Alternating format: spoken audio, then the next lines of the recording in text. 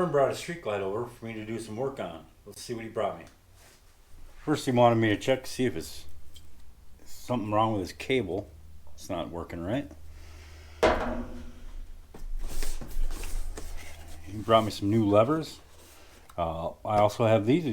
These are from Flow Motorsports. This is billet aluminum. This is textured, so you can get nice grip on them. They're also adjustable.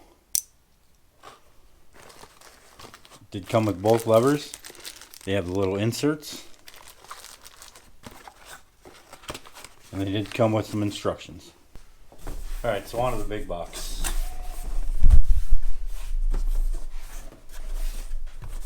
You can obviously see this is from Sinister Sound. Nice packing. Looks like you got an amp, an ARC audio amp. Speakers and pods.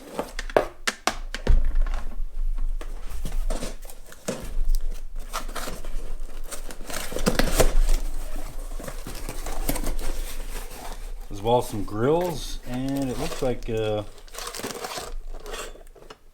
mounts for them also. Very nice. Looks like the amp wiring kit. He gave me this, he said, in case I needed to attach the amp. And that's it, the other pod. Before we get started, let's see what the stalker sounds like. I think he's down a speaker, so let's listen.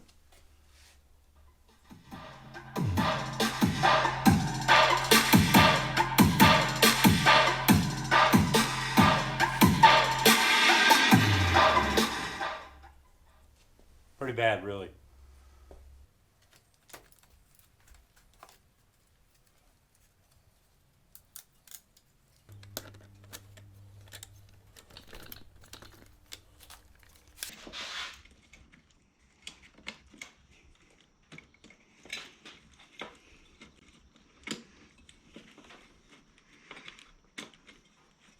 So a few things to know when you're installing this system.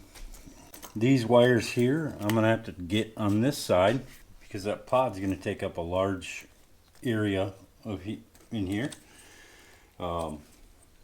Also, with the amp and the setup that we have, we'll be able to splice right into these and connect them right to the amp without having to do a line output converter or anything. So let's keep going.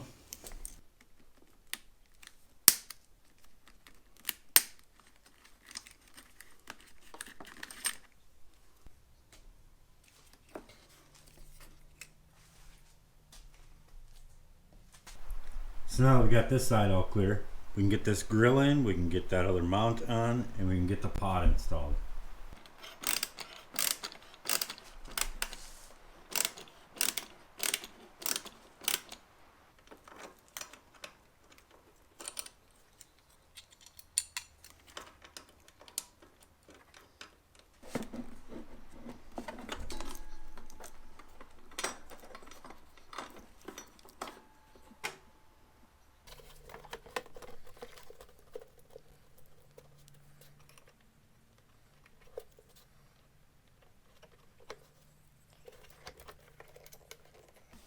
So you want to make sure this is pushed up tight against here.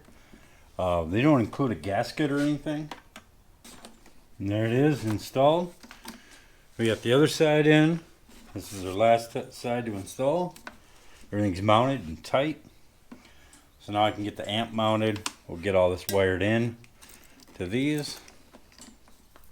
Go on to the next step, getting the gas tank off and running the amplifier wiring. Alright, so we got to get the tank off so we can run the wiring in the backbone. We're going to start back here. We'll get the front bolts off and then we'll slip it off. Generally, there's no need to remove the dash unless you need something, access to something inside here. And we did pull the mega fuse right away. Okay, everything here is disconnected, but there's one thing you do not want to forget about. It's the quick release down here for the fuel. Okay, so even though we removed this fuse, we still need to purge the fuel out of here so we take the pressure off. So we'll stick this back in, we'll pull this cover off, and we'll pull the fuel pump fuse by looking on here. Okay, sorry, it's right there. The fuel pump fuse is right there. So be the fourth one down on the far left side.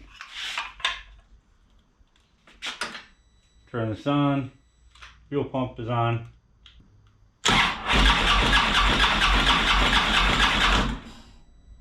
Now all the pressure should be out of that fuel line.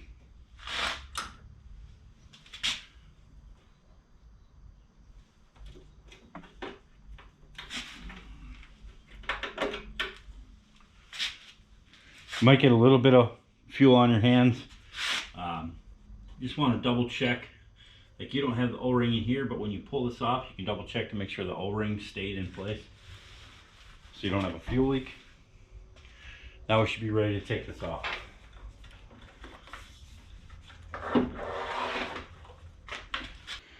Okay, so this is the proper way to do it. I see guys running along here and just tuck it up in there. That's fine, but you can open this up and pull this up. You might as well do it and make sure the wires are safe and they have proper routing, so you don't have the chance of rubbing anything. It's a couple minutes extra. I don't understand why people skip it.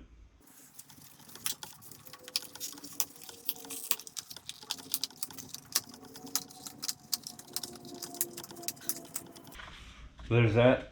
Now you have access and all this room. You don't have to worry about chafing anything, rubbing on anything, and it's run properly.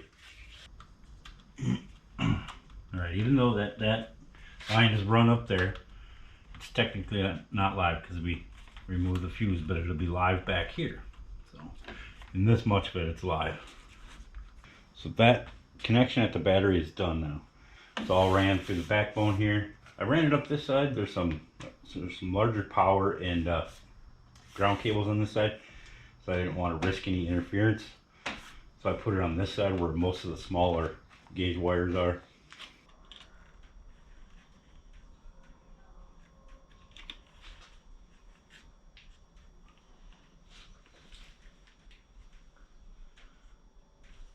So what I'm trying to do is I'm just trying to seal this end so there's no chance that any moisture or corrosion can try to seep up the end of that wire.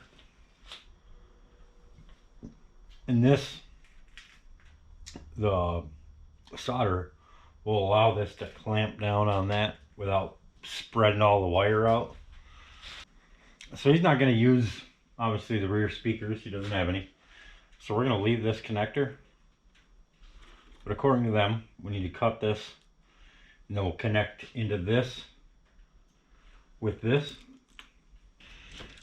Now I know that wasn't perfect, but you're trying to join a wire that's probably 3 times smaller than this one. So what I'm going to do with this is the positive, this is the negative, negative, positive. This one's already been cut off.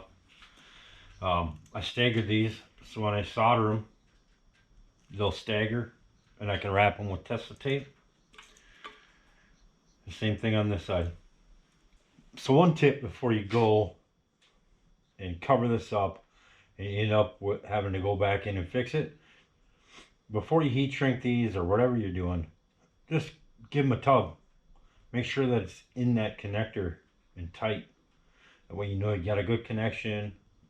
You won't get like static when you hit a bump or anything. Just make sure it's all tight. So next what I'm going to do is I'm going to wrap this in Tesa tape. And this will be all done. And then we'll start getting these wired in. And then we'll give her a test. So I'm going to leave this extra. I'm going to wrap it all up nice before I finish this up. Run it and hide it, not just leave it out like that. But I want to test it first.